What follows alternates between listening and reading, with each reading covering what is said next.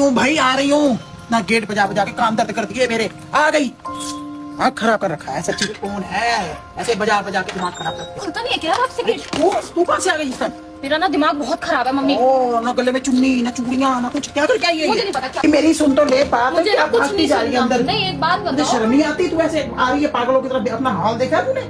आपको हाल दिख रहा है, मेरा हुलिया दिख रहा है। गर्मी में लड़की आई है, कम से कम पानी तो पूछ लो। दे दूंगी पानी पूनी भी। मम्मी मैंने बोल दिया, मैं आज के बाद उस घर में कदम नहीं रखूंगी। मैं नहीं रह सकती उस जैसे आदमी के साथ। आपने मेरी कहाँ शादी कर दी है मम्मी? मेरा ना सिर फटने लगा और मैंने तो उसके बहन वाले को भी फोन कर दिया। ख्वाहिश अब सीधा यहीं आएगी और हम यहीं रहेंगे, मैं नहीं जाऊंगी।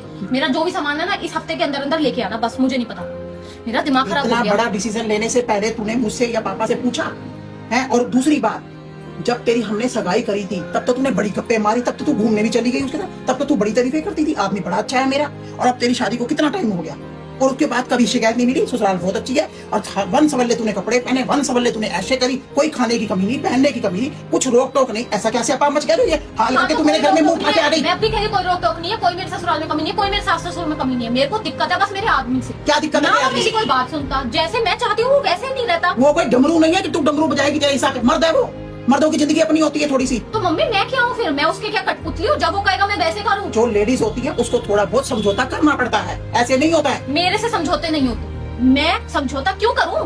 मैं उसके घर में गई हूँ, उससे ये तक तो होता नहीं है कि वो टाइम दे मेरे को, तो मैं क्या कर लूँ? है मैं वहाँ पे नौकरी भी करूँ, सारा दिन की थकी भी आके काम करूँ, सब कुछ करूँ, उसके बाद मैं उसके बाद जब अगर मेरा ये तो झूठ बोलियो मत कि तू काम करती है। सवेरे 7 बजे तू निकलती है और 3 बजे तू घर पहुंचती है। कौन से काम रह जाते हैं? तेरी सास अकेली पिसती रहती है और उसने मेड रखी हुई है पूरी। किसको झूठ बोल के दिखा रही है? अपनी माँ को। तेरी माँ तेरा आईना है। मैं वो उन माओं में से नहीं हूँ जो अपनी लड़कियों के घर बर्बाद करती हैं और शह देती हैं। जैसे आइए ऐसे उल्टे पैर भगाऊंगी, पानी भी नहीं दूंगी। उठा अपना सामान और निकल। मेरा घर नहीं, अब नहीं। आप आने दो डैडी को, मैं उनसे बात करती हूँ। डैडी का डिसीजन भी मेरा ही होगा, जो मैं कहूंगी वही होगा इस घर में। मैं अपनी लड़की को अपने घर में ब्याही हुई और बच्चे की माँ को अपने घर में नहीं रखूंगी। आप मेरे को उस आदमी के साथ कैसे बांध सकते हो? मैं अब वो उस आदमी हो गया जब तक वो तेरे को घुमाता फिराता, मुझे करवाता है, खर्चे करता है। तो करेगा नहीं, शादी करिए, कोई भाग नहीं। फिर कैसे वो बन गया गलत आदमी? थोड़ी बहुत तो मियां बीबी की नोक झोंक होती रहती है। इसका मतलब ये होता है कि मुंह उठा के माँ के घर आ जाओ। माँ ने क्या ठेके उठा रखे सारी जिंदगी के? लोगों के समाज में मैंने रहना भी है, दुनिया को जवाब भी देने हैं। तो आपने दिया है जो अगर दिक्कत कोई परेशानी होगी तो बेटी कहाँ जाएगी? बात करके शायद होती है बातें, बात करके बात होती है। ये नहीं होता कि मुंह उठा के बैग उठा के आ जाओ बिना चुनी लिए, करना हाथों में कुछ ना, माथे पे बिंदी ना, कुछ ना लेना देना। आदमी की दुश्मन बन गई चाहे वो लड़का। मेरा कुछ नहीं लगता पर तेरा तो लगता है। तेरा तो बच्चे का बाप है। उस बच्ची के जिंदगी के बारे में सोच, जिस बच्ची की जिंदगी तुम दोनों से जुड़ी हुई है। उसका स्कूल के पैसे अभी ताजे ताजे भरे हैं। मैं ना पढ़ी लिखी हूँ, गवार नहीं हूँ, ठीक है ना? नौकरी कर लूंगी, अपने बच्चों को पाल लूंगी और पढ़ा भी लूंगी और उससे अच्छा ही कर लूंगी। पढ़े लिखे होने का क्या मतलब होता है? पढ़े लिखे होने का क्या मतलब है कि अपने अंदर ईगो भर लो? तो पढ़े लिखे होने का मतलब ये होता है कि अपनी सेल्फ रिस्पेक्ट पे उंगली मत उठने दो। पर ईगो नहीं अच्छी लगती किसी भी मर्द को। औरत के अंदर ईगो नहीं आनी चाहिए।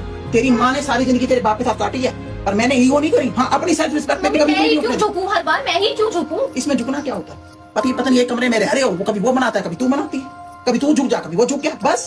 क्या हो गया? 100 बार झुकती हूँ ना तो उसमें से वो बंदा 50 बार भी नहीं झुकता, वो झुकता होगा 40 बार। तो 40 बार तो झुकता है। वो मर्द भी होते हैं जो छित्तर मार के घर से निकाल देते हैं। तू तो खुद घर छोड़ के आ गई, भरी थाली को मार के लात आई है तू वहां से। गहनों में उन्होंने लदा रखा है तेरे को, अच्छे से अच्छा कपड़ा तू पहन के हर महफिल में तू सजी पड़ी होती है। पार्लर में तुझे मना नहीं, कहीं आने जाने की तुझे मना नहीं, स्कूटियों में तू ऐश कर रही है, मोजो गाड़ियों में तू घूम रही है। और क्या चाहती है दुनिया में तू? तेरे तलवे चाटे पैर के नीचे बैठ के वो मेरे घर से निकलने, मेरे घर में जगह नहीं, अपना बोरी बिस्तर उठाओ, निकलो यहाँ से। ऐसी माँ नहीं हो मैं जो लड़की को शायद उछलती फिरती आई है मेरे घर में। तू एक दिन नहीं रखूंगी, चाहे मेरा बेटा नहीं है तब भी नहीं रखूंगी। अगर मेरा लड़का नहीं है ना, दो मेरी बेटियां, मैं तब भी नहीं रखूंगी तुझे। बहू बेटियों वाले घर में ऐसे काम नहीं होते। वो माएँ और होंगी जो गंदे संस्कार देती हैं अपनी बेटियों को, वो मेरे बस की नहीं है। मैंने लड़की का घर बसाना है, उजाड़ना नहीं है। तमीज से रहियो वहां पर और उसको दामाद को भी समझाऊंगी कि वो भी तेरी इज्जत करेगा पूरी की पूरी। उससे भी बात करूंगी आज, या तो मैं उसको बुलाऊंगी या मैं उससे फोन पे बात करूंगा। पर मुझे तमाशा नहीं बनाना, घर नहीं खराब करना, ना मुझे बच्चे की जिंदगी खराब करनी। बच्चा वही रहेगा, नहीं पढ़ेगा। ये मेरा लाभ डिसीजन है, निकल ले मेरे।